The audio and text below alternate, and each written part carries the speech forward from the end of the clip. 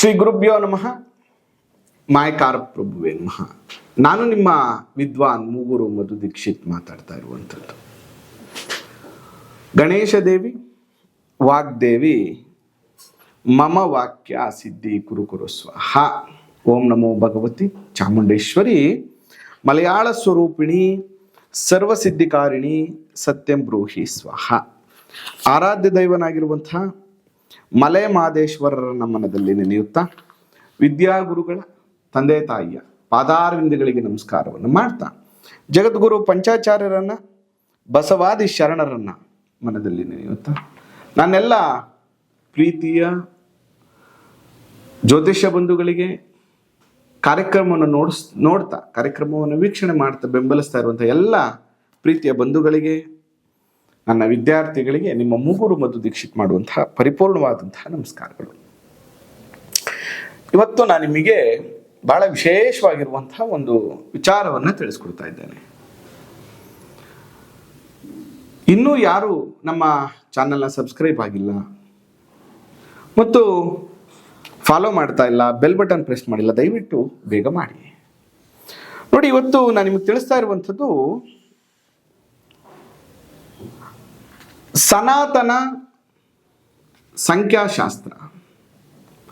ಇವತ್ತಿನ ದಿನಗಳಲ್ಲಿ ನಾವು ಸಂಖ್ಯಾಶಾಸ್ತ್ರದ ಅನೇಕ ಬೇರೆ ಬೇರೆ ವಿಚಾರಗಳನ್ನು ನೋಡ್ತಾನೆ ಇರ್ತೀವಿ. ಆದರೆ ಅದಕ್ಕೆ ಮೂಲ ಎಲ್ಲಿಂದ ಬಂತು? ಈಗ ನಮ್ಮಲ್ಲಿ ಅನೇಕ ಜನರು ಗೊತ್ತಿಲ್ಲ. ಗಣೇಶ ಸಂಖ್ಯಾಶಾಸ್ತ್ರ, ಅಂಕಶಾಸ್ತ್ರ ಅನ್ನುವಂಥದ್ದು ನಮ್ಮ ಮೂಲದಿಂದ ಬಂದಿದೆ. ನಮ್ಮ ಜ್ಯೋತಿಷ ಶಾಸ್ತ್ರದಲ್ಲೂ ಕೂಡ ಸಂಖ್ಯಾಶಾಸ್ತ್ರ ಇದೆ. ಆ ನಿಟ್ಟಿನಲ್ಲಿ ನಮ್ಮ ಪಾಣಿಯ ಸೂತ್ರಗಳು ಅಂದರೆ ಶಿವನ ಡಮರುಗದಿಂದ ಬಂದಂತಹ ಶಬ್ದವನ್ನು ಗ್ರಹಿಸಿ ಪಾಣಿ ಸೂತ್ರವನ್ನು ಮಾಡ್ತಾರೆ. 14 ಸೂತ್ರಗಳನ್ನು ಮಾಡ್ತಾರೆ. ಇನ್ನೂ ಕೂಡ ಅದ್ರ ಮೇಲೆ ರಿಸರ್ಚ್ ನಡೀತಾನೆ ಇದೆ. ಅದೇ ಥರ ನಮ್ಮ ಶಾಸ್ತ್ರದಲ್ಲಿ, ಜ್ಯೋತಿಷಿ ಶಾಸ್ತ್ರದಲ್ಲಿ ಕೂಡ ಶಿವನ ಅಂಶದಿಂದ, ಶಬ್ದದಿಂದ ಉಂಟಾದಂತಹ ಅವಕಹಡ ಚಕ್ರ, ಆಯಿ ಊಯೆ, ಚೂಚೆ ಚೋಲ, ಲೀಲು ಲೀಲು ಅಂದರೆ ನಕ್ಷತ್ರಕ್ಕೆ ಸಂಬಂಧಪಟ್ಟಂತಹ ಅಕ್ಷರಗಳಿಂದ ಜನ್ಮವ ನಾಮವನ್ನು ಇಟ್ಕೋಬೇಕು ಅನ್ನುವಂಥ ನಿರ್ಣಯ ಬಂದಿದೆ. ಈಗ ನಮ್ಮ ಯಾವುದೇ ಬೇರೆ ಬೇರೆ ಭಾಷೆಯಲ್ಲಿ ನಾವು ಗಮನಿಸುವಂತಹ ಸಂದರ್ಭದಲ್ಲಿ ನಾವೇನು ವರ್ಣಮಾಲೆಯನ್ನು ನೋಡ್ತೀವಿ, ಅದರ ಮುಖಾಂತರ ಕೂಡ ಅಂದರೆ ಕನ್ನಡ ಅಕ್ಷರದಿಂದ ಕೂಡ ನಾವು ಫಲಭಾಗವನ್ನು, ಸಂಖ್ಯಾಶಾಸ್ತ್ರವನ್ನು ನೋಡ್ಬೋದು. ಅದೇ ಥರ ಈ ಗ್ರಹಗಳ ಕಾಂಬಿನೇಷನ್ ಇಂದ ಆ ವ್ಯಕ್ತಿಗಳ ವ್ಯಕ್ತಿತ್ವಗಳು ಹೇಗಿರುತ್ತೆ, ಅವರ ಭವಿಷ್ಯವನ್ನ ಏನು ಇಂಡಿಕೇಟ್ ಮಾಡುತ್ತೆ ಅನ್ನುವಂಥ ವಿಚಾರವನ್ನ ನೋಡುವಂಥ ಸಂದರ್ಭದಲ್ಲಿ ಈ ಸನಾತನ ಸಂಖ್ಯಾಶಾಸ್ತ್ರ ಅನ್ನುವಂಥ ವಿಚಾರವನ್ನ ನಾನು ನಿಮಗೆ ಪ್ರಸ್ತುತಪಡಿಸ್ತಾ ಇದ್ದೇನೆ. ಇದರಲ್ಲಿ ವೇದಿಕ್ ಅಸ್ಟ್ರಾಲಜಿಯ ಮೂಲವನ್ನು ತೆಗೆದುಕೊಂಡು, ಅಂಕಶಾಸ್ತ್ರದ ವಿಷಯಗಳನ್ನು ತೆಗೆದುಕೊಂಡು, ಎಲ್ಲರ ಅಥವಾ ಎಲ್ಲ ಶಾಸ್ತ್ರಗಳ ಸಾರಾಂಶದಿಂದ ಈ ಫಲವನ್ನು ನಾನು ನಿಮಗೆ ತಿಳಿಸ್ಕೊಡುವಂಥ ಒಂದು ಪ್ರಯತ್ನವನ್ನು ಮಾಡ್ತಾ ಇದ್ದೇನೆ. ನೋಡಿ, ಸಾಮಾನ್ಯವಾಗಿ ಈ 12ನೇ ತಾರೀಕು, ಇವತ್ತು ಹೇಳ್ತಾ ಇರುವಂಥದ್ದು 12th 12ನೇ ತಾರೀಕಿನ ಬಗ್ಗೆ ನಾನು ತಿಳಿಸ್ಕೊಡ್ತಾ ಇದ್ದೇನೆ. ಈ 12 ಅನ್ನುವಂಥ ಸಂಖ್ಯೆ, it is A very positive number. ಸಾಮಾನ್ಯವಾಗಿ ಈ 12 ಅನ್ನುವಂತಹ ಸಂಖ್ಯೆಯನ್ನ ಸಿಂಗಲ್ ಡಿಜಿಟ್ ಅಂತ ಮಾಡಿದಾಗ, ಅಂದ್ರೆ ಸಿಂಗಲ್ ನಂಬರ್ ಆಗಿ ಮಾಡಿದಾಗ ನಂಬರ್ 3 ಬರುತ್ತೆ, 3 ಬರುತ್ತೆ. ಇದಕ್ಕೆ ಗುರು ಅಧಿಪತಿ ಆಗ್ತಾನೆ. ಈ ಗುರುವಿಗೆ ಸಂಬಂಧಪಟ್ಟಂತೆ ಸನಾತನ ಸಂಖ್ಯಾಶಾಸ್ತ್ರವನ್ನು ನೋಡುವಾಗ ಧನುರ್ರಾಶಿಯ ಗುಣಧರ್ಮಗಳು ಮತ್ತು ಮೀನರಾಶಿಯ ಗುಣಧರ್ಮಗಳು ಕೂಡ ಇವರಿಗೆ ಸೂಟೇಬಲ್ ಆಗುತ್ತೆ ಮತ್ತು ಆ ಅಂಶದಿಂದ ಇವರು ಕೂಡಿರ್ತಾರೆ. ಆದರೆ ಈ ಒಟ್ಟಾರೆಯಾಗಿ ಸೂಕ್ಷ್ಮವಾಗಿ ನೋಡಿದಾಗ ರವಿ ಪ್ಲಸ್ ಚಂದ್ರ ಕಾಂಬಿನೇಷನ್ ಇದು. 1 ಅಂದ್ರೆ ರವಿ, 2 ಅಂದ್ರೆ ಚಂದ್ರ. ಅಂದ್ರೆ ಇಲ್ಲಿ ಸಿಂಹರಾಶಿ ಮತ್ತು ಕರ್ಕಾಟಕ ರಾಶಿಯ ಅಂಶಗಳನ್ನು ಕೂಡ ಇವರು ಹೊಂದಿರ್ತಾರೆ. ಅಂದ್ರೆ ಒಟ್ಟು ಕರ್ಕಾಟಕ, ಸಿಂಹ, ಧನುರ್ಮೀನ ಗುಣಧರ್ಮಗಳನ್ನ ಈ 12ನೇ ತಾರೀಕು ಜನನ ಆಗಿರುವಂಥವರು ಆ ಗುಣಧರ್ಮಗಳನ್ನ ಹೊಂದಿರ್ತಾರೆ. ಇನ್ನು ಈ 12ನೇ ತಾರೀಕನ್ನ ನಾನು ಅಮಾವಾಸ್ಯೆಗೆ ಸಂಬಂಧಪಟ್ಟಂತಹ ಸಂಖ್ಯೆ ಅಂತ ಕರಿತೀನಿ. ಯಾಕಂದ್ರೆ ನಾವು ಜ್ಯೋತಿಷ್ಯವನ್ನ ನೋಡುವ ಸಂದರ್ಭದಲ್ಲಿ, ಜಾತಕವನ್ನ ನೋಡುವಂತ ಸಂದರ್ಭದಲ್ಲಿ 1 ಮತ್ತು 2 ಅಂದ್ರೆ ಚಂದ್ರ ಮತ್ತೆ ರವಿ ಒಂದೇ ರಾಶಿಯಲ್ಲಿ ಬಂದಾಗ ಅಮಾವಾಸ್ಯೆ ಕೂಡಿ ಬರುವಂಥದ್ದು. ಅದಕ್ಕೆ ನಾನು ಯಾವಾಗ್ಲೂ ಏನ್ ಹೇಳ್ತಾ ಇರ್ತೀನಿ ಅಂದ್ರೆ, ಈ 12ನೇ ತಾರೀಕಲ್ಲಿ ಹುಟ್ಟಿರುವಂತಹ ಗಂಡು ಮಕ್ಕಳಿಗೆ ವಿಶೇಷವಾಗಿರುವಂತಹ ಫಲಗಳು ಪ್ರಾಪ್ತಿಯಾಗತ್ತೆ.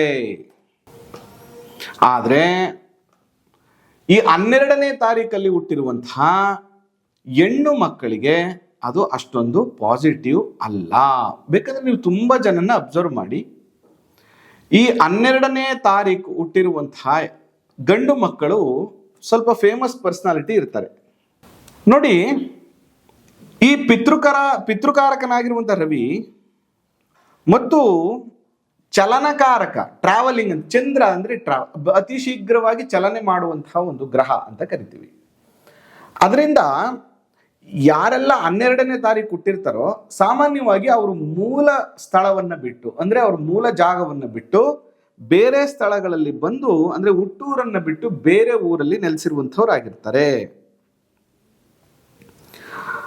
ಮತ್ತು ಯಾರೆಲ್ಲ ಈ 12ನೇ ತಾರೀಕು ಹುಟ್ಟಿರ್ತಾರೋ ಅವ್ರಿಗೆ ಅಷ್ಟೊಂದು ಈಸಿಯಾಗಿ ಸಕ್ಸಸ್ ಸಿಕ್ಕಿರೋದಿಲ್ಲ. ಮತ್ತು 50% 12ನೇ ತಾರೀಕು ಹುಟ್ಟಿರುವಂತಹ ಜನಗಳು ಅಂದ್ರೆ ವ್ಯಕ್ತಿಗಳು, ಅವರ ತಂದೆ ಏನು ಅನೇಕ ಬೇರೆ ಬೇರೆದ್ ಮಾಡಬೇಕು ಅನ್ನುವಂಥ ಆಸಕ್ತಿ ಇದ್ರೂ ಕೂಡ ಅವರ ತಂದೆಯಿಂದ ಬಂದಿರುವಂತಹ, ಇಂದಿನಿಂದ ಬಂದಿರುವಂತಹ ಕಸುಬು ಅಥವಾ ಅವ್ರ ತಂದೆ ಏನ್ ಮಾಡ್ತಾ ಇದ್ರು, ಆ ವೃತ್ತಿಯನ್ನ ಏನ್ ಮಾಡ್ತಾ ಇದ್ರು ಅಂತ ವೃತ್ತಿಯನ್ನೇ ಫಾಲೋ ಮಾಡಿ ಸಕ್ಸಸ್ ಆಗುವಂತ ಸಾಧ್ಯತೆಗಳು ಇವ್ರಿಗೆ ಜಾಸ್ತಿ ಇರುತ್ತೆ. ಇವ್ರನ್ನ ಸ್ವಲ್ಪ ತುಂಬಾ ಓವರ್ ಆಕ್ಟಿವ್ ಪರ್ಸನ್, ಮತ್ತೆ ತುಂಬಾ ಸ್ಟ್ರೆಸ್ ಅನ್ನ ತಗೊಳ್ಳುವಂಥವ್ರು, ಮತ್ತು ಎಲ್ಲಾ ಜವಾಬ್ದಾರಿಗಳನ್ನ ತೆಗೆದುಕೊಳ್ಳುವಂಥವ್ರು, ಮತ್ತೆ ಫ್ಯಾಮಿಲಿ ಅಟ್ಯಾಚ್ಮೆಂಟು, ಮತ್ತೆ ಸುತ್ತ ಎಷ್ಟೇ ಸಮಸ್ಯೆಗಳಾಗ್ತಾ ಇದ್ರು ಕೂಡ ಅದನ್ನ ಅನುಭವಿಸುವಂತಹ ಪರಿಸ್ಥಿತಿ. ಇವರು ಮನೆಯಲ್ಲಿ ಬೇರೆ ಬೇರೆ ಘಟನೆಗಳು ನಡೀತಾ ಇದ್ರು ಕೂಡ, ಅದು ಇವ್ರ ಮೇಲೆ ಪರಿಣಾಮ ಬೀರ್ತಾ ಇದ್ರು ಕೂಡ ಅದನ್ನ ಸಹಿಸಿಕೊಳ್ಳುವಂತಹ ಪರಿಸ್ಥಿತಿ ಇವ್ರಿಗೆ ಬರುತ್ತೆ. ಮತ್ತೆ ಇವರನ್ನ ಎಷ್ಟು ಜನ ಇಷ್ಟಪಡ್ತಾರೋ ಅಷ್ಟು ಜನ ಇವರನ್ನ ದ್ವೇಷ ಮಾಡುವಂಥವ್ರು ಕೂಡ ಇರ್ತಾರೆ. ಇದು ಈ 12ನೇ ತಾರೀಕಲ್ಲಿ ಹುಟ್ಟಿರುವಂತಹ ಗುಣಧರ್ಮಗಳು.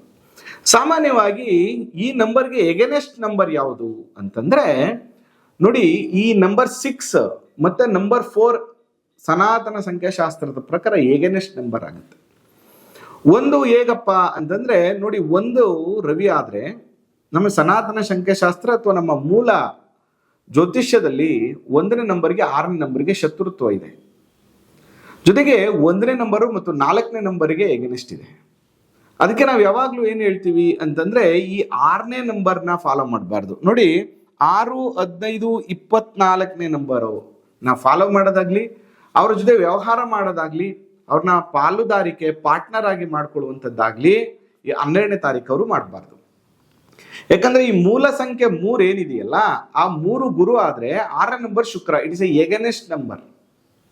ಅವರಿಂದ ಅನೇಕ ಬಾರಿ ಸಮಸ್ಯೆಗಳನ್ನು ಅನುಭವಿಸುವಂತ ಸಾಧ್ಯತೆಗಳು, ಯುದ್ಧ ಭೀತಿ ಅಂದ್ರೆ ಜಗಳಗಳು ಆಗುವಂತ ಸಾಧ್ಯತೆಗಳು ಜಾಸ್ತಿ ಇರುತ್ತೆ. ಮತ್ತು ಬಾಂಧವ್ಯ ಕೂಡ ಅಷ್ಟೊಂದು ಚೆನ್ನಾಗಿರೋದಿಲ್ಲ.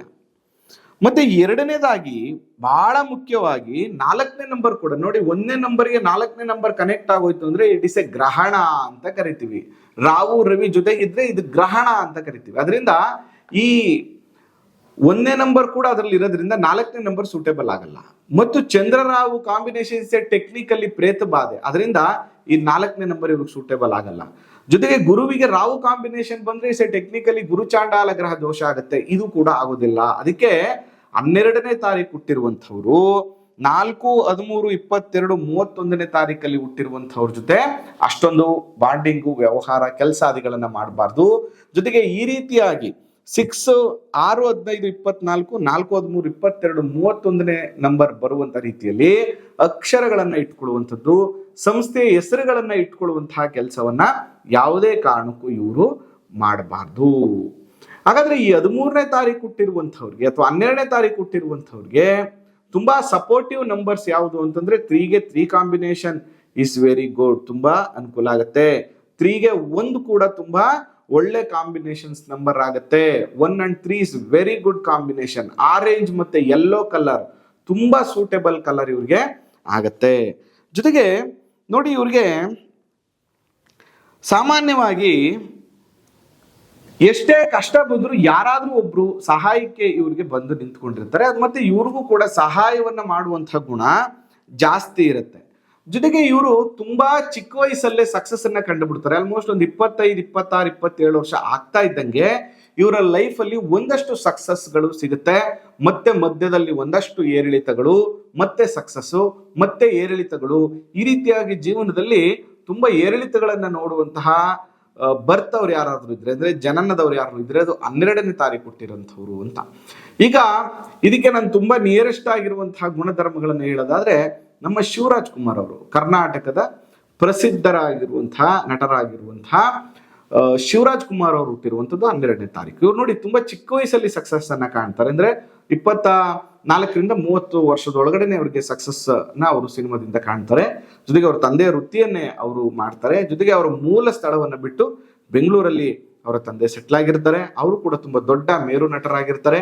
ಇವ್ರು ಕೂಡ ಇವತ್ತು ಕನ್ನಡ ಇಂಡಸ್ಟ್ರಿಯನ್ನ ಮೆರೆಸ್ತಾ ಇರುವಂತಹ ಒಬ್ಬ ನಟ ಅಂದ್ರೆ ತಪ್ಪಾಗ್ಲಿಕ್ಕಿಲ್ಲ. ಜೊತೆಗೆ ನೋಡಿ, ಇವರ ಕಾಲಘಟ್ಟದಲ್ಲಿ ಏನಾಗುತ್ತೆ ಅಂತಂದ್ರೆ ತಂದೆ ತಾಯಿಯನ್ನ ಕಳ್ಕೊಳ್ಳುವಂತಹ ಒಂದು ಪರಿಸ್ಥಿತಿ ಬರುತ್ತೆ.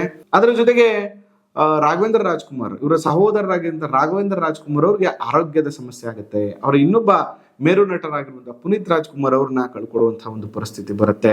ಮತ್ತು ಇವರ ಕುಟುಂಬದಲ್ಲಿ ನಡೆಯುವಂತಹ ಒಂದಷ್ಟು ರಾಜಕೀಯ ಸೋಲುಗಳಾಗಿರ್ಬೋದು. ಈ ಎಲ್ಲ ಘಟನೆಗಳು ನಡೀತಾ ಇದ್ರು ಕೂಡ ಇವರು ಅದನ್ನ ಕಷ್ಟವನ್ನು ಅನುಭವಿಸುವಂಥದ್ದು, ಸೇಮ್ ಟೈಮ್ ಅಲ್ಲಿ ಒಂದು ಅವರ ವೃತ್ತಿಯಲ್ಲಿ ಸಕ್ಸಸ್ಫುಲ್ ಆಗಿ ಹೋಗುವಂಥದ್ದು, ಮತ್ತೆ ತುಂಬಾ ಸಕ್ಸಸ್ಸು ತುಂಬಾ ಫೇಲ್ಯೂರ್, ತುಂಬಾ ಸಕ್ಸಸ್ಸು ತುಂಬಾ ಫೇಲ್ಯೂರ್ಗಳನ್ನ ಇವರು ಪದೇ ಪದೇ ನೋಡ್ತಾ ಇರ್ತಾರೆ.